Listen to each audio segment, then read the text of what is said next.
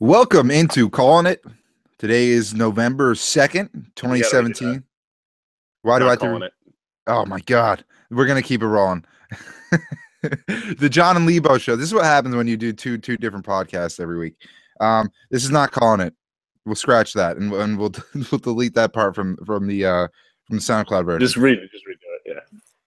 I mean, all right. We're already recording live, John. So it's not like I don't think we can really redo it. It's the damage is done. I'm an idiot. All right. So this is the Jon and Lebo show. Calling It is on Mondays. You should listen to that one as well. It's a doozy. John, how's your week been? It's been good. Yeah, I hate Halloween, it was kind of fun, but I had to dress up like 4 times and I look at a costume and want to throw up. You see that I think you try too hard for Halloween, if I'm being honest. I don't try too hard. I was a fucking penguin the other night. That's a try hard move. Where were you? Okay, where were you? Okay, let's go through the days. Thursday night, where were you? A cyclist. Okay, Friday night, where were you? I didn't go out. No, I didn't. You dressed up though. No, I didn't. Why would I dress up if I'm not getting hammered? My thing is, if you're a girl, I get that. They're gonna dress up. That's if you're a guy and you're dressing up for 3 different costumes in one weekend, just step back and take a look at yourself. Even if you're anyone. Even if it's a costume I already have in my closet that's just sitting there that I'm just like, all right, whatever. It takes no effort, just throwing it on. Why do you have just costumes laying around in your closet? That's another I have one penguin costume in my room. You never know. In case of emergencies, we need a penguin stat. Emergencies only. Yeah. I was thinking about it. I just don't have costumes that I don't think you just hate fun. All right, you hate fun. That's your problem. I don't hate fun. I'm a grown up now. All right, I don't dress up for 3 different times in one weekend. A lot of people do that. I live in the real world where we don't do that. All right, I feel like a douche. Yeah, I'm anti, if you dress up, 2 costumes, I personally want to do 2 different costumes in one weekend. I'll cycle that shit through.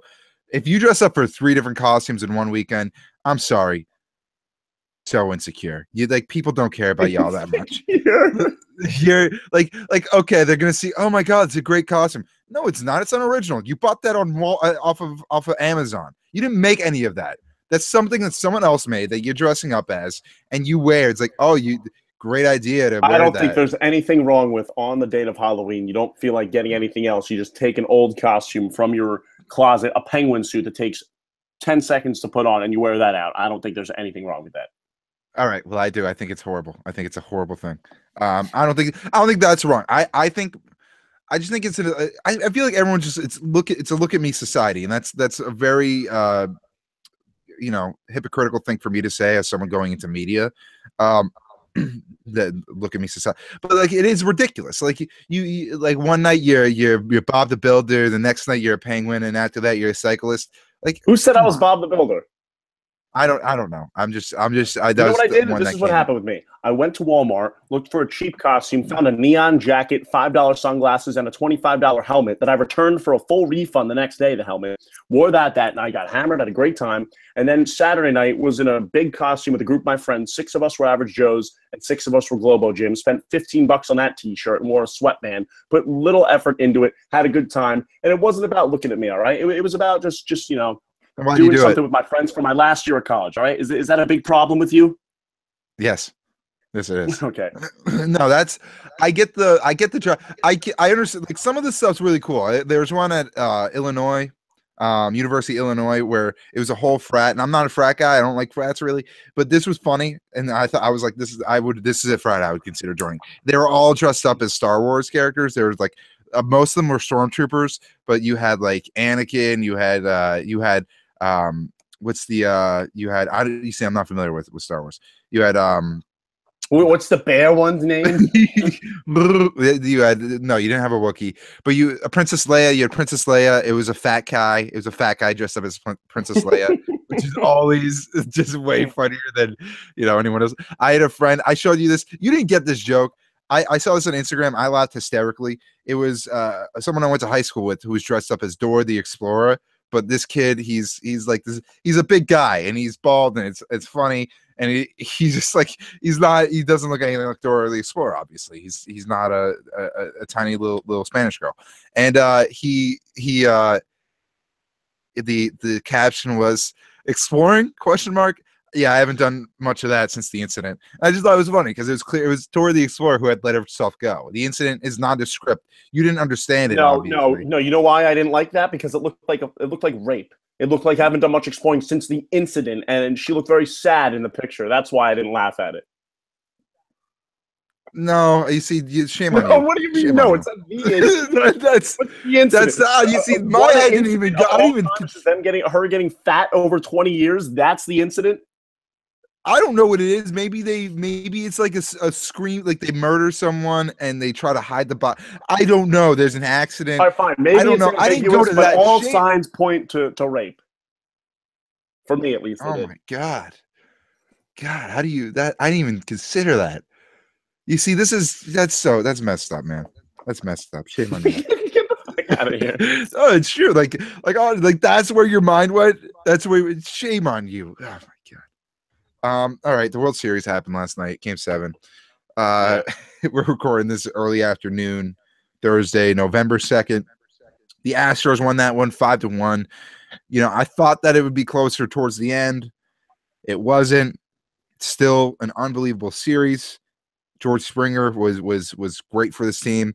And I was pulling for the Astros the entire time. They've never won before. You know, the past 5-10 years, they were pretty underwhelming. Really, up until the past 3 years, they were awful. And you know, they built up some talent. They got Altuve, Springer, Bregman, all these guys. They brought in Verlander this year, made a lot of great moves. And the AL, they're the most talented team, and they were the most fun to watch, in my opinion. Dodgers, great team. Just LA. I just don't like the Dodgers. I'm not as big of a Dodgers guy. A lot of people are rooting for them. I don't really get it. I don't know how you can root for the Dodgers over the Astros. They got likable guys. They got likable young guys. Bellinger's likable. Bellinger, Jock Peterson. Yeah. And I don't even really like Peterson that much. Like Bellinger, Seager, like, you know, those guys are good. But I mean, the Astros are just way more respectable. Look at them in the late 2000s. That all those number 1 overall picks. They had the number 1 pick of what, 22 years or whatever. And then 2014, the last year they had it, they made the playoffs.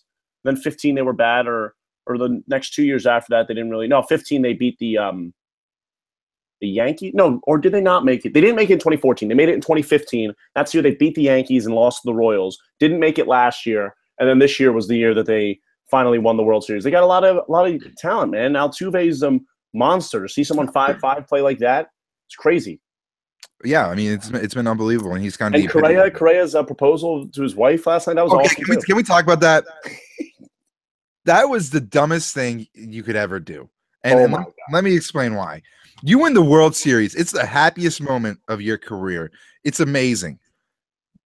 Do you want to go out with your girlfriend or wife or fiance after that, or do you want to go out with your teammates? Because what you're essentially doing, you're proposing to your girlfriend. She says yes. Now, when you propose to your girlfriend, you're not going out with your friends that night, right? Like you're doing something. Like I'm assuming. I've never proposed to anyone before, but I'm assuming that night is about your girlfriend or your now fiance. You do that after you win the World Series.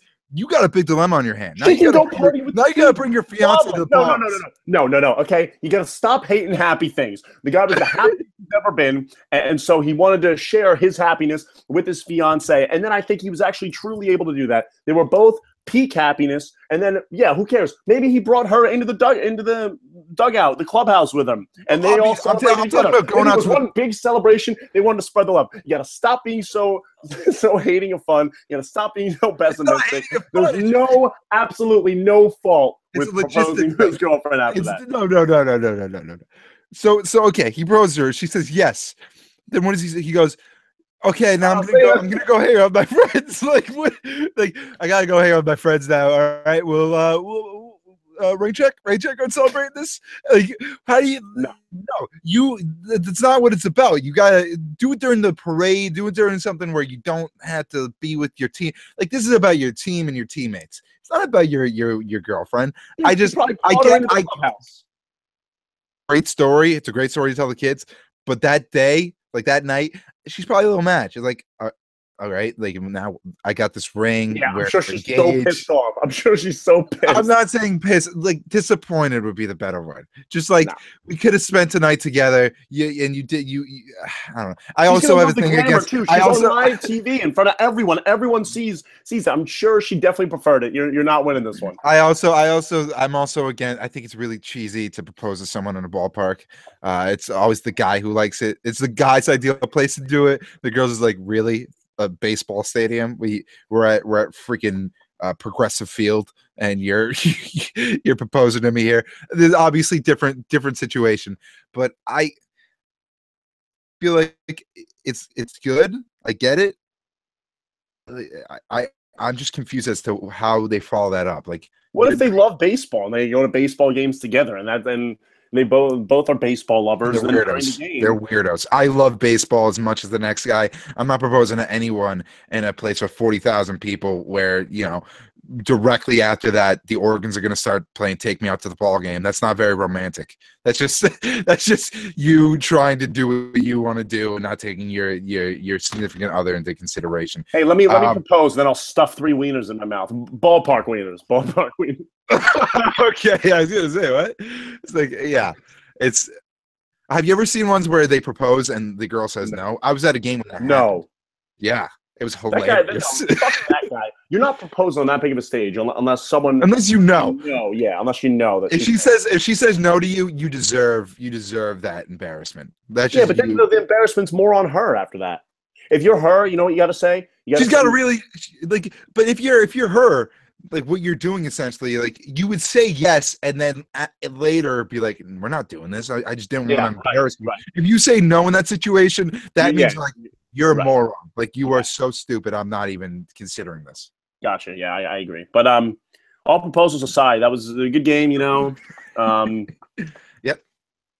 Yeah. Baseball. The ratings were sick too. Yeah. Highest rating since 2004. Extremely fun game. Springer's still hot. He hit his 6th homer of the postseason. Kershaw came in. I thought that was fun. It was a really, really devastating Game 7 loss for the Dodgers because they just didn't really like the small things. Like they just could down. Like that play to Darvish, like that error there, that was huge. They would have maybe only been down 1-0 after the inning ended if that didn't happen. They left runners on base a ton. And if you do things like that, if you're down big to the Astros, they're just a team that makes very little mistakes, So like they're not gonna let you come back from that. But I mean, the bullpen has been awful. You got to give them credit for shutting it down, only allowing 1 run after having such an inconsistent bullpen situation. But also, Darvish, how disappointing! Like that. How much money did he lose himself? He played pretty horribly this World Series, and I don't know if you want to blame him on the balls or what have you, but he was bad. He was bad in that Game 7. He was bad earlier in the series. It's just completely inconsistent. It's crazy because you expect more from a Game 7 guy. He pitched so well like the games before that too. Like not in the World Series, but in the ALCS, ALDS, he pitched really well. Well, maybe it goes back to the fact that the Rangers and the Astros are in the same division. They have familiarity with Darvish. They know what he brings to the table, and that probably played into their advantage. It seems like it did. Now, what's the next move for this guy, though? That's my thing, because it's either going to be he'll stay in LA, try to win a title, whatever. I think this is going to happen. I think one team that stinks is going to throw him the most money, and he's going to go where money talks and just be their number one, and they might not get into the playoffs. I could easily see that happening. Or I could see him trying to maybe go to a team that could contend, and who knows, maybe people won't judge the 2 World Series starts, but I think those starts costed him a lot of money. Yeah, I mean, I don't know if it's that much. The reality is he's still going to be a $20, $25 million a year guy, at least. He'll still make plenty of cash, and he's still a good pitcher. He just didn't show up at this stage. And Kershaw also was iffy when he pitched in this series, his second start around. So you look at that, there's a lot of pitchers who just didn't show up, who pitched subpar, and you got to give credit to each of these lineups. They played very well, and a lot of people blame it on the baseballs being juiced, which I could see. We haven't seen this offensive outburst in a very long time in baseball. ever, really. This is the most postseason home runs hit in the history of the MLB. So yeah, I mean, there's a lot to look into. I think the biggest takeaway, though, is that baseball's in a good spot. And I've been saying this really for the past 2 years, that it's getting to that point where, we have young talent that's coming up. George Springer's 28. You have Carlos Correa, who's in his early 20s. Guys like Mike Trout, Bryce Harper entering their prime. You don't have it a lot with starting pitchers in the MLB who are young. You have your Clayton Kershaws. You have your Chris Sales, who's about 27, 28. But you don't have a lot of, really young guys. Like Luis Severino is one of them. But, who do you really have in the MLB right now? Marcus Stroman, maybe. Not a ton, though. You have a lot of talent offensively in this league that's really carrying it. And I think there's a lot of marketable guys. The MLB, the viewership is going up in age. I get that. But I think these young players are coming in, and I think more people are starting to pay attention to the sport. Yeah, and I thought, I was like, wow. When Trout and Harper came up, that was huge. I just didn't think anyone would even really be able to – not top that, I'd say, but I'm like, yeah, there's a lot of excitement. I think it's going to go downhill from here. And then they just had an arsenal of very solid, great, young players, the Bellingers, the Seagers, the Judges, the Mookie Bettses, the whatever, what have you. And they've really, it's been a plethora of young talent. Quick read, and then we'll get into the NFL real quick. Make sure to listen to Bomber Radio Network football broadcast. Actually, Alex, they could win the Liberty League if they beat your brother's alumni. Alma mater. Alma mater, excuse me, not alumni. A Union went to Jake Lebowitz. My brother's not a college. He's large, but he's not a college. Union went to Jake Lebowitz College. No, if they beat Union tomorrow, they at least clinch a bowl game, but they're going for a Liberty League win. We'll be broadcasting the game, myself, Connor Weingart, and JJ Klein on 92 WICB Ithaca and the Bombers Radio Network on Saturday at 1, so make sure to check that out. But the NFL trade deadline. Who's on the play-by-play? I am. I'm the last two. For the last two, I am. Big dog, McMahon on campus. But the NFL trade deadline has been probably the craziest that I've seen it in at least the last couple years, for sure. I don't even remember circling the NFL trade deadline on my calendar ever. But you got Jimmy Garoppolo. Let's just headline these all. We'll get into it a little bit. Garoppolo to the Niners for a second-round pick. That was the biggest trade. Kelvin Benjamin to the Bills for a third and seventh rounder, which I didn't really get. But we'll get into that. Marcel Darius with his $100 million contract traded to the Jags for a sixth-round pick. And Jay Ajayi to the Eagles for the fourth rounder. And, A.J. McCarron to the oh, wait, never mind. Yeah, what happened with that? The Browns are brutal. They didn't get the trade in time. They missed the deadline. They literally accepted a trade, which would have been a second and third round pick. And mind you, the Niners only traded a second round pick. It would have been a second and third round pick to the Bengals for A.J. McCarron, and they didn't even know that Jimmy Garoppolo was on the table. So let's get into this, because I have a theory, and I don't think I'm the first person to have this theory. I think that Belichick called San Francisco because he thinks that they have a good system going. They have a good staff. And this is very anti-Belichick, but I think he really likes Jimmy Garoppolo, and he wanted to put him in a good situation. He purposely did not go to the Browns. Obviously, he knows that he would have gotten more from the Cleveland Browns than he would from the San Francisco 49ers. He just didn't want to ruin a career of someone who he thinks he molded very well. I think they still got a lot. Don't act like he's Mother Teresa. They got a second-round pick out of him. Yeah, I think they could have gotten more than that. Really? Absolutely. Maybe not now. No, even now, I think a worse team would have given more. I think the Browns, if they're giving a second and third round pick for A.J. McCarron, you got to think Jimmy Garoppolo has way more stock than him. So I think, and if they trade him in the offseason, they would have gotten way more than this. They would have gotten a package of picks, because that's when his value was at an all-time high. But let's get into why they waited to this point. I think they were waiting to see how Brady would play this season. Garoppolo was a safety net. Brady was 40 years old coming into this year. Obviously, players decline, and they wanted to wait till the last moment. They figured, yeah, we could get all this for Garoppolo, but if Brady declines this year and we trade right now, it's going to be a really bad look, and we trade a guy who was his successor. Let's wait it out, because although we'll get less at the trade deadline than we would now, it's not worth risking it. Well, I mean, it's not like they got chump change. They got a second-round pick.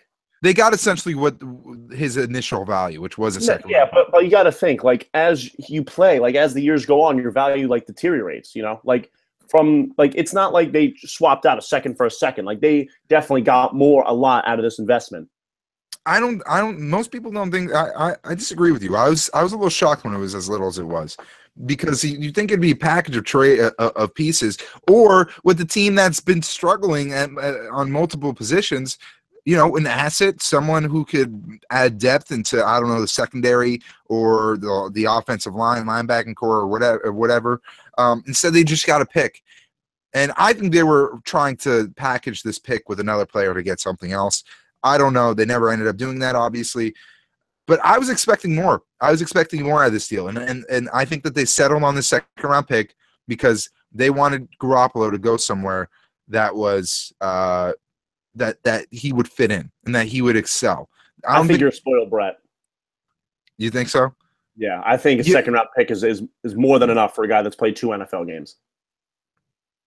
Well, I mean, it's not about the fact that he's played 2 NFL games. It's about what his value is.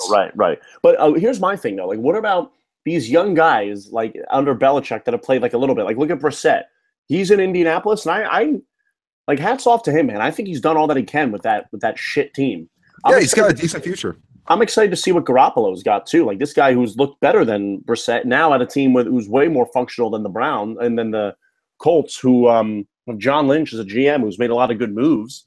So I'm excited to see this, too. I think it was a good move for both. And obviously the usual, like, hot take, quote unquote, which isn't, is, this is what everyone's saying. Belichick, he could just use that pick or any later pick to evaluate quarterbacks because he's so good at evaluating and developing quarterbacks, way better than anyone else in the. Yeah, not really. That's like the hot take with that. But I think that it worked out great for both sides. And who knows when he'll start? I don't think they're just going to throw him in prematurely because they're 0-8. They don't have anything to lose. Yeah, he's learned a playbook. So yeah, maybe who knows? But I love where the Niners are going right now. I think Garoppolo is a very safe guy to have, and I think Shanahan's going to do a good job developing him. There's also one take. I agree with you. I think the 49ers are in a good spot, and my gut tells me that Garoppolo will have a good career. I don't know if this is going to end up biting the Patriots in the ass, but I think he's going to be a very good quarterback. I think he'll be a top-tier quarterback. He showed a lot, and he seems to just have the attitude of a guy who's going to succeed in this league. Call it a gut feeling. I think he's going to do well. One take that I hate, and I know that some people are reporting it, they're saying that this is an indication that Belichick is going to be done once Brady is done. That is like, first of all, even if that was the case, you honestly think that would impact his decision-making? Right. That's like he has 2 kids who coach on the team that he wants to stay on the team and coach. So one that's never going to impact any decision he makes for future teams. He's still, ingrained in the Patriots nation, regardless of if he's coaching there or not, whenever he decides to hang him up. But I don't think he's going to hang him up. I think he's going to outlast Brady by a long shot. I think he's going to be coaching until he's like 80. I think he's one of those guys. Like, football's his life. He sleeps at the office every night. Like, he's not gonna just hang him up once Brady retires. He's gonna look forward to the challenge, if anything. And I don't care if he has friends that are like anonymous sources who are saying, yeah, he wants to retire in the next couple of years. That's bullshit. I'm sorry, that's bullshit. This guy is so football that it hurts. Like, he's not retiring. Like, he's like, what's he gonna just kill himself when he's done? Like, what is he? He goes in Nantucket. He is football. All he does is football. Right. And there are things. There are more things in football, but I agree with you. But you got to take a look at this too. Like, when Tim Duncan was only a couple years away, people were thinking Popovich and Duncan would retire at the same time. It's all just speculation. I think he's going to stay too. Did you see any of the other trades though? Yeah, there are a bunch of others. Jai to the Eagles for a 4th round pick. That one was surprising. It seems. Yeah, it was. I don't know. I just didn't expect that the Dolphins would be getting rid of him. It's not like he has this big contract. He's on a rookie contract. A 4th round pick isn't anything substantial. It seems like they're going into full tank mode. I don't think that's the case at all. I think that they just don't see him in their offense as much. And when the Eagles called offering a 4th round pick, that's pretty high value at trade deadline for guys. Like, you could see a lot of times even like solid players that don't really fit on teams they trade him for like 4th or 5th round picks. Look at Brandon Marshall, what he did for the Jets. Look at the Eagles trading for Jay Ajayi, who has pretty high value. I think what it just comes down to is they want a guy who's like going to be like a zone runner like this, and the Eagles want another running back like that. They've got a ton of running backs, though. Blunt has had like a pretty solid season. They've got younger guys like Corey Clement, Kenyon Barner, and also Darren Sproles out. But Ajayi now, the Eagles wouldn't give up something like this, like a 4th round pick, which is like a solid pick. They wouldn't give up something like that unless like they knew like this guy like really like fits well in the offense. When the Eagles are confident in guys trading for him, especially in the offensive end, most of the time they work out. So I'm excited to see how they bring him to this offense. And if you're the Dolphins, yeah, I mean, you got to look at the running back position because Kenyon Drake, I don't think is going to cut it.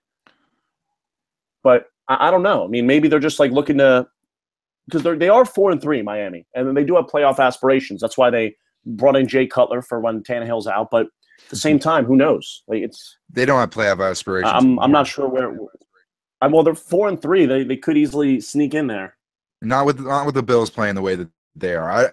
I don't think they do. Adam Gase the other week said they had the worst offense in the NFL. It just got a lot worse. He didn't say that. It literally was. Yeah. I don't think he was like saying they sucked. I think they've scored like 2 first half touchdowns this season. Yeah, they haven't been good. And that's what happens when Jay Cutler's your quarterback. When he's coming back, when he doesn't even want to play anymore. Apparently, like he literally just signed for the money. That was just that's one of the worst moves I've ever seen. I think everyone saw that coming. But this is a no-brainer for the Eagles. A 4th round pick. Like that's the thing. Like I don't hold as much value with the 4th round pick as you do. Ajayi has a couple years left, doesn't he? He has like 2 years left. He was a rookie in 2015. Okay, so he still has some time. I just feel like this is cutting the cord a little fast and you're not getting a ton in return. I don't see much of an upside to this deal. I guess you get another pick. That's fine. But a 4th round pick isn't anything super substantial. So for the Eagles, it's a no-brainer. Adds depth to their running back core. I want to see if LeGarrette Blount stays there. It'd be awesome if he gets cut and then comes back to the Patriots for the 8th time. But yeah, great deal for the Eagles, and they just got a little bit better. They're already the best team in the NFC, and they're even better now. How about the Bills, though? Like, they've been not preaching, but like with their moves that they're rebuilding for the future, They're building for the future. And they have LaShawn McCoy, Tyrod. They like those 2 guys. But Kelvin Benjamin, I don't know why the Panthers traded him. He's a good young receiver. And the Bills, all they had to give up was a 3rd and 7th round pick. They've got an abundance of picks. So now all they have to give up was a 3rd and 7th round pick, but the Dolphins get a 4th round pick, and you think that's that for Jay Ajayi? I think Kelvin Benjamin has a lot more value than Jay Ajayi does. Well, wide receivers have more value than running backs. Right. But I'm just saying, like a 3rd and 7th, the Bills, who have an abundance of picks now, they actually are They're kind of going for it, while they're also kind of like it's building confusing for the future. But they had nothing on their receiving core. Jordan Matthews, Zay Jones, like those guys are not good. They have Andre Holmes from the Raiders. Now it opens it up more. It gives them another outside threat in Benjamin. And 5-2, yeah, the Bills were 5-2 with Fitzpatrick. I'm not buying in yet. It's still been 17 years. But if they beat the Jets tonight, I think 6-2, the playoffs are a very realistic thing for this team. Absolutely, yeah, but it is confusing. Also, just one, because it's kind of contradicting. You think the Patriots getting a 2nd round pick was worth it for Garoppolo? Who do you think has higher value, Garoppolo or Kelvin Benjamin? Well, I mean, quarterback position's something way more valuable than the receiver. It's more 3rd and 7th or 2nd round pick alone? Oh, second. It's more even than okay. I mean, 7th isn't all that much, but I got you. I'm confused with what the Bills are doing because they trade away Ronald Darby, they trade away Sammy Watkins, they trade away all these guys. Marcel Darius, that one makes a little bit more sense. I don't. So now they're going for it. Before they weren't, and they're playing better than they thought they would play. They're not fighting for a Super Bowl win though. No, like they're fighting to make the playoffs. I get that you haven't made it in 17 years or whatever it is, but I don't get if that's your motive. Why trade away picks just to get to the playoffs? Well, Kelvin Benjamin's also he's like a young asset too. Like it's not like he's like a 32-year-old has-been, Yeah, no, he's young. They see him in their future. That's what it is. But they had a young asset in Sammy Watkins too. Yeah, but Watkins was going to be a free agent after this year, and they didn't want to pay him. I think Benjamin's got another year after this, and that's like a bridge they'll cross when they come to it. I guess so. I just don't. It's a confusing thing that they're doing right now. If they re-sign Kelvin Benjamin, I understand the deal. It seems like they could definitely do that. You have Tyrod Taylor, who's been working out for them this season. But I'm just confused as to I think if making the playoffs is your ultimate goal and you sell away assets that will help your future only to make the playoffs, nothing more, nothing less, then I just think that's a wasted effort. All right, let's move on. But first, Pigskin Press Pass Friday night, 9:30 to 11 on 980 WCAP. You can get that on the TuneIn app. You can also find me on Callin' It, the show that I accidentally used in the intro of this one. That one's on Mondays. This past week we had Jim Murray on 98.5 The Sports Hub. He's awesome. You should listen to that interview. We talked about the Patriots game, and he had some great one-liners. So, yeah, listen to that. Mondays, Callin' It. Friday nights, Pigskin Press Pass covering Merrimack Valley area football on 980 WCAP. The podcast is, of course, on SoundCloud or my Twitter at Alex_Lebowitz. The NBA. You know, I want to talk about the Celtics to start. Surprise, surprise. They've been looking really, really good. And no one thought that they were going to be a team that would challenge for the NBA Finals this year. I don't think anyone's under that delusion now. But it really makes you think if Gordon Hayward was still healthy, what would this team be able to accomplish? Because Jaylen Brown has taken such a step up this year. He had a great offseason, it seems like. Jason Tatum has met expectations, which were very high. Kyrie Irving has come into his own. Al Horford has been phenomenal. Aaron Baines even has been a rock. Everything's going right for the Celtics right now. Terry Rozier even, which is going to be great when Marcus Smart inevitably leaves. This Celtics team is looking really legit. They're looking good. And I'm really excited for the Celtics' future. I'm more excited now than I have been in a while. And honestly, for anyone who was against the Isaiah Thomas trade, if you were still against it after seeing Kyrie Irving play, and we knew what he was capable of before, but you see him in a Celtics uniform, you see what he does. He is so much better than Isaiah Thomas. I'm sorry. He's just a better player. Isaiah's great. He's an unbelievable scorer. Kyrie Irving is just a more well-rounded player, and he's easily, clearly a step above. I'm very excited about the Celtics team, and I think they're going to be the best team in the league within the next few years. I think all the credit goes to Brad Stevens with this one. I really think it does. And Ainge. Just, of course, Ainge. I'm just talking about this season right now. Hayward goes down, not even remotely panicking, shuffling the lineup a little bit of a rough start, obviously, with like the new lineup, everything. And now just figuring it out so quickly, and they're on fire. Their offense is on fire. Stevens has always been a great offensive mind, and he's continuing to do just that. And it's no question that they're a top 2 team in the East. It's no question. Like, obviously they are maybe like a top 5 team in the league, but Brad Stevens has done a great job. Jaylen Brown has improved tremendously from year one. Tatum is such a polished scorer. I like the Celtics. I think they're figuring it out well, but I got to talk to you real quick about the Knicks, dude. The Knicks, so they looked god-awful first 3 games. And then all of a sudden, like, they win 3, They won 3. Like, in the NBA, like, any team, if they're, like, playing really well, like, figuring out a little bit, like, can go through, like, little stretches, where they're just playing well. That's just how the NBA works. And I think, like, the Knicks, like, yeah, they beat the really struggling Cavs. They beat the Nuggets at home. They beat the Nets. And you got Knicks fans on Twitter, man. Some of them are just the worst. Like, I had a Knicks fan, like, last night after they got completely bombarded by Houston last night, just mangled. Like, yeah, I'm not too concerned about tonight's loss. What does that mean? Does that mean you're expecting them to make the playoffs? I had people telling me after they beat the Nuggets, they're playing great team basketball right now. They could get an 8 seed in the East. Like, no. A team no, they are awful. They are a brutal team. They still are. They're rebuilding this year. They're tanking. If they get the 8 seed or a 9 seed, which there's no chance of, if they get a 9 seed or 8 seed, that is the absolute worst case for this team. They need good young core players to help them develop. They brought in Hardaway Jr., who looks to be like he's like figuring out a little bit, but what do they talk about? Courtney Lee, like Ennis Cantor, like those aren't pieces for the future at all. Kristaps is your future. Frank Ntilikina is your future. Hardaway maybe, but that's like they need to build through the draft. Yeah, I mean, New York fans are always extremely unreasonable. Not Mets, not even Mets fans. I had a kid.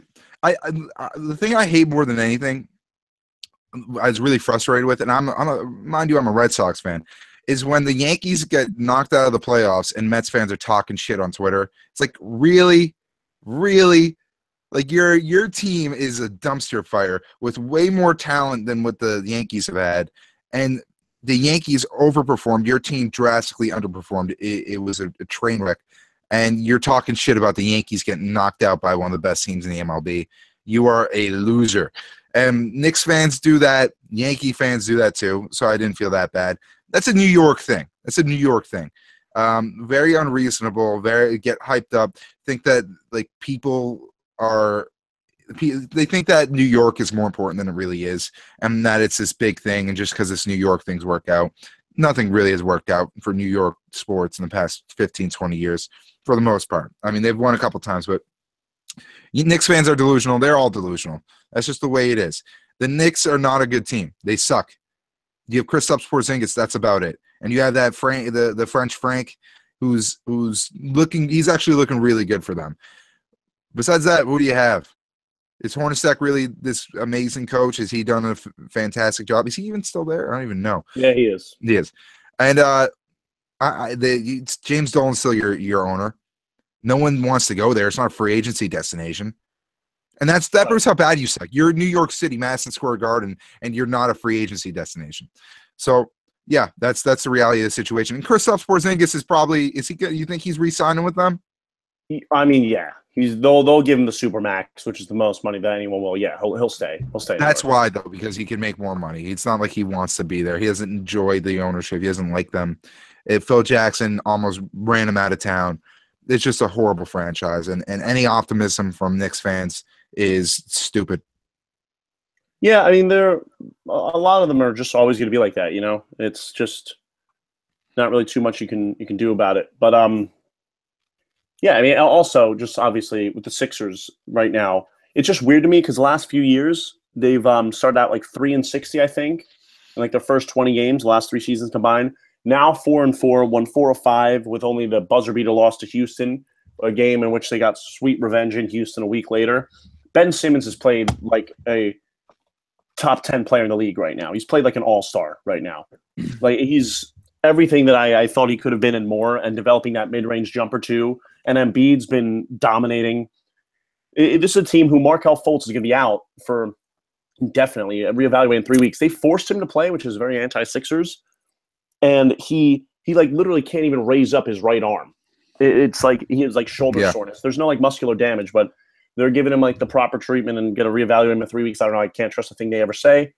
But these other two guys, plus like bringing in JJ Redick and some of the other vets and just shooters, and Amir Johnson's been great.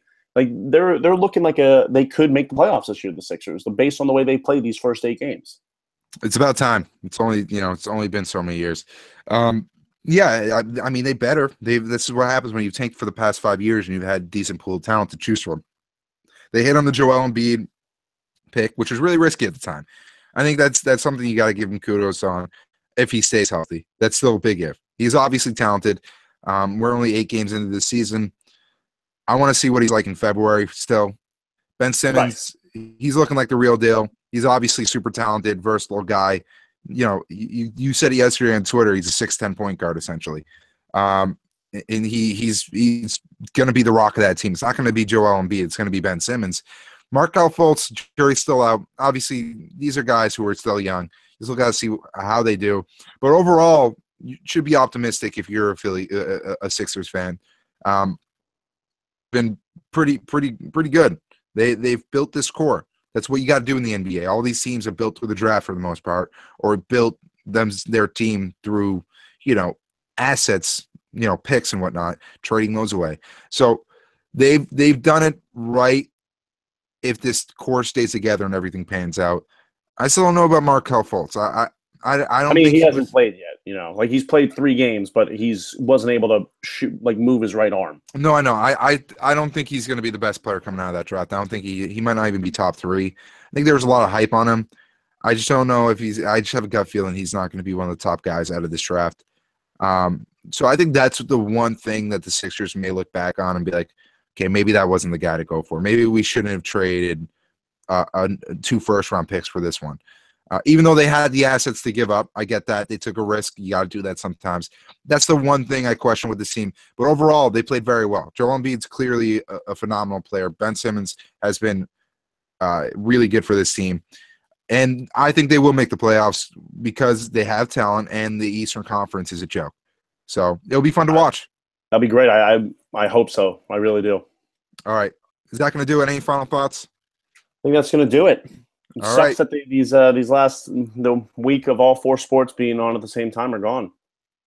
Yeah, it's too bad. It's too bad. And now we got the winter months coming. December, November. Those are the months. Thanksgiving's coming. Thanksgiving's coming up though. I'm excited for that. That's my favorite holiday, as you might imagine, for my size. Yeah, I think that's gonna do it. So we'll be back next week. We'll be back on Wednesday next week, though. The reason we recorded this on Thursday was because of the World Series. We want to be able to wrap that up. So next week, we'll be back talking mainly NFL, NBA, maybe sprinkle some NHL in there. Probably not. But we'll see. All right. This has been the Jon Lebo Show. See you next time.